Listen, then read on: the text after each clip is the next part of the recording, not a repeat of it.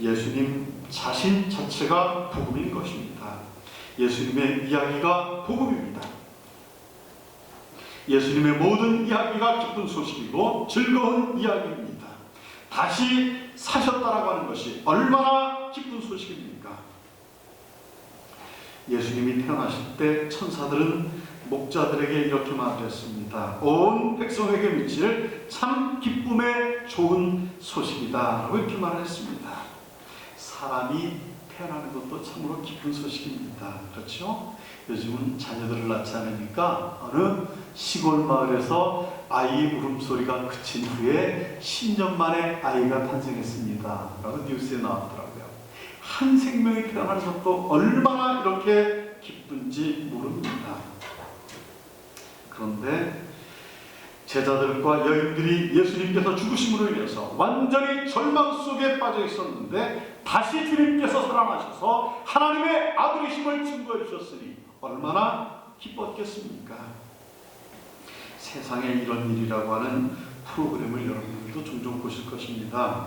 제가 언젠가 우연찮게 이 프로그램을 한번 봤는데 어떤 할머니께서 돌아가셨어요. 그래서 이제 장례식을 치르고 이제 집에서 전부 사람들이 이렇게 둘러앉아서 슬퍼하면서 애도하고 있었습니다. 그런데 할머니가 관을 똑똑똑 두드리면서 일어나셨어요.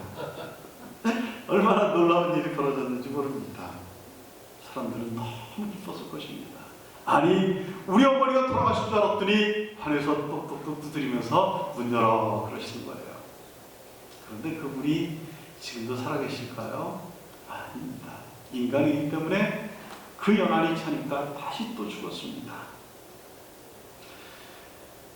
부활은 인간과 하나님이 나누어지는 분기점입니다. 인간은 누구도 흉내를 내지 못한 그러한 일을 하나님의 아들 예수 그리스도께서 인간의 몸을 입으시고 이 땅에 오셔서 우리에게 나는 하나님의 아들이다.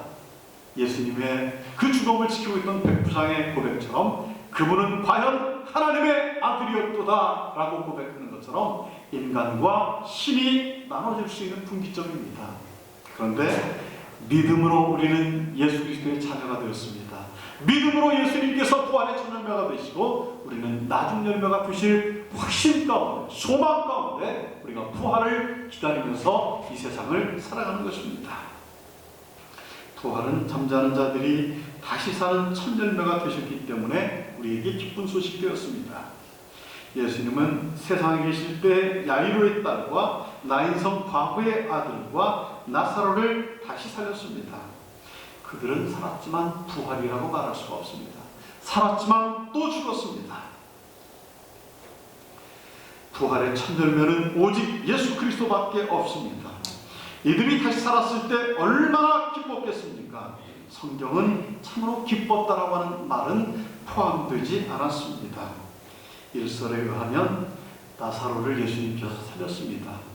죽음에서 이제 무덤문을 박차고 나사로가 나오자마자 예수님께 이런 질문을 했다고 합니다. 무슨 질문했을까요, 여러분?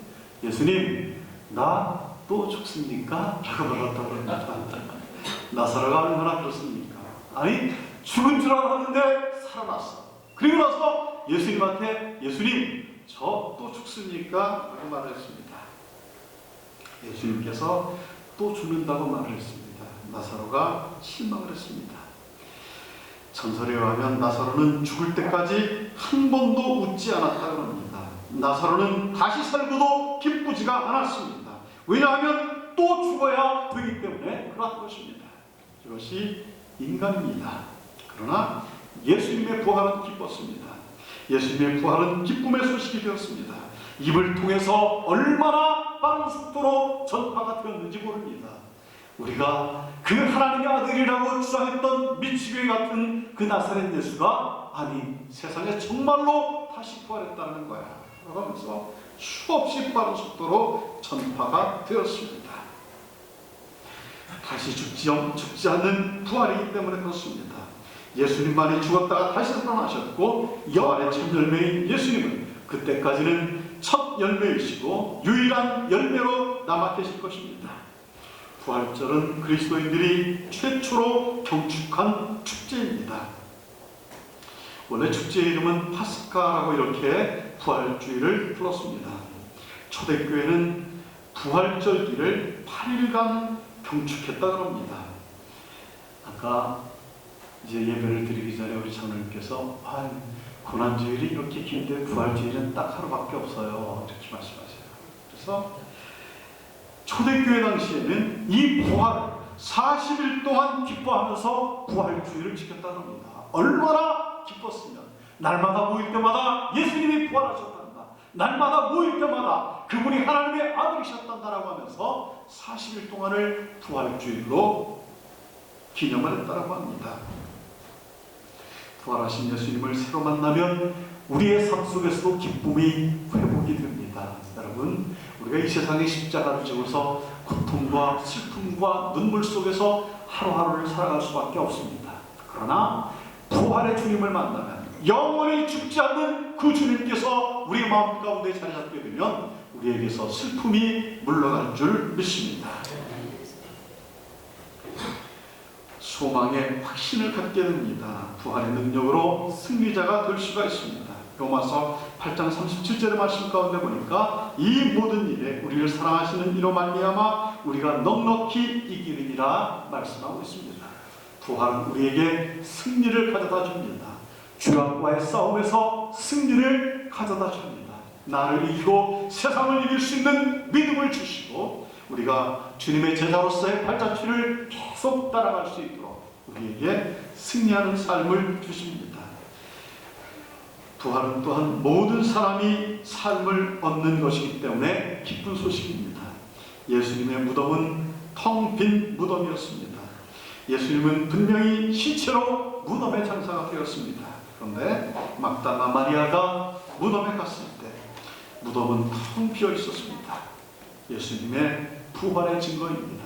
지금도 성지순례를 다녀온 목사님의 말씀에 의하니까 이 빈 무덤을 가리키면서 이곳이 예수님이 누워 계셨던 곳입니다 라고 하는 그러한 사진을 본 적이 있습니다. 요한복음 20장 6절에 7절의 말씀 가운데 보니까 시몬 베드로도 따라와서 무덤에 들어가 보니 세마포가 놓였고 또 머리를 쌌던 수건은 세마포와 함께 놓이지 않고 딴 곳에 개어져 있더라라고 이렇게 말하고 있습니다. 개어져 있다라고 하는 말은 무슨 말입니까? 둘둘 말려서 이렇게 잘 접혀 있다라고 하는 뜻입니다. 세마포는 살아난 사람에게는 필요가 없습니다. 그렇죠? 세마포는 우리나라의 수의와 같은 그러한 일을 한 것입니다. 그런데 산 사람에게는 이러한 세마포가 필요가 없습니다.